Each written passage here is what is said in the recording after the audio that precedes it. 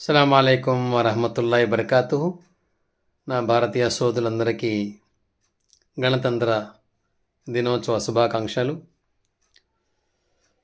సోదరులారా, జనవరి 26 తారీఖున మనకు పూర్తిగా స్వాతంత్రం లభించింది అని, మన భారతదేశానికి ఒక రాజ్యాంగం ఉండాలని చెప్పి మన పెద్దలు, పూర్వీకులు ఐకమత్యంతో అన్ని విధాలుగా ఆలోచించి ఒక రాజ్యాంగాన్ని రచించుకొని దాన్ని అమలు చేసేటువంటి రోజు, మనకు పూర్తిగా స్వాతంత్రం వచ్చినటువంటి రోజు గణతంత్ర దినోత్సవంగా మనం భావించుకుంటూ ఉంటాం.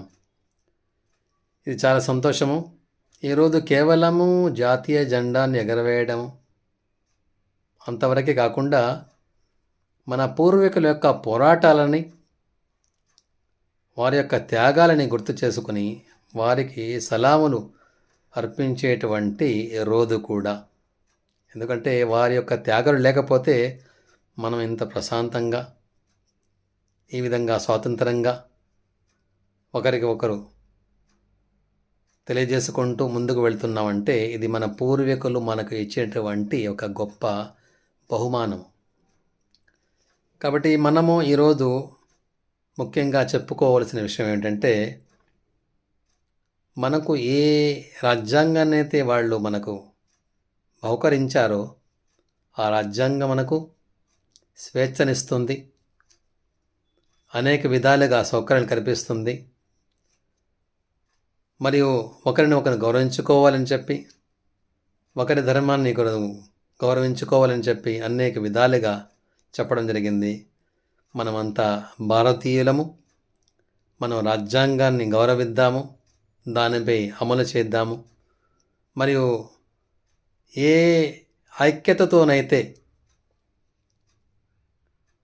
హిందూ ముస్లింల ఐక్యత ఏదైతే ఉందో ఆ ఐక్యతనైతే ప్రదర్శించి మన పూర్వీకులు మనకి తెల్లదొరల నుంచి స్వాతంత్రాన్ని తీసుకొచ్చి మాకు బహుకరించారో అలాంటి ఐక్యతనే మనము కూడా ప్రదర్శించి మన భారతదేశ భవిష్యత్తుకు, మన భారతదేశ ప్రగతి కొరకు అన్ని విధాలుగా మనం కలిసికట్టుగా ముందుకు వెళదాం.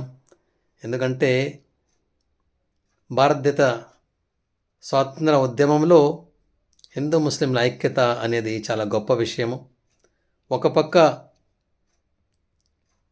మహాత్మా గాంధీ గారు ఉంటే, ఇంకొక పక్క మొహమ్మద్ అలీ జౌహర్ గారు, ఇద్దరు కలిసికట్టుగా ముందుకు వెళ్ళారు. ఒక పక్క అబుల్ కలాం ఆజాద్ గారు ఉంటే, ఇంకొక పక్క సర్దార్ వల్లభాయ్ పటేల్ గారు ఉన్నారు. ఒక పక్క రామ్ ప్రసాద్ బిస్మిల్ లాంటి గొప్ప వ్యక్తులు ఉంటే, ఇంకొక పక్క తన ప్రాణాన్ని పణంగా పెట్టి ఉరికమ్మాన్ని ముద్దాడినటువంటి అష్ఫాకుల్లా ఖాన్ గారు ఉన్నారు. అన్ని విధాలుగా భారతదేశం కలిసి ఉండాలి, విడిపోకూడదు అని చెప్పి గట్టిగా ఒక స్వరం వినిపించేటువంటి ఒక గొప్ప సంస్థ ఏదైనా ఉందంటే అది జమియతుల్ ఉలమా హింద్.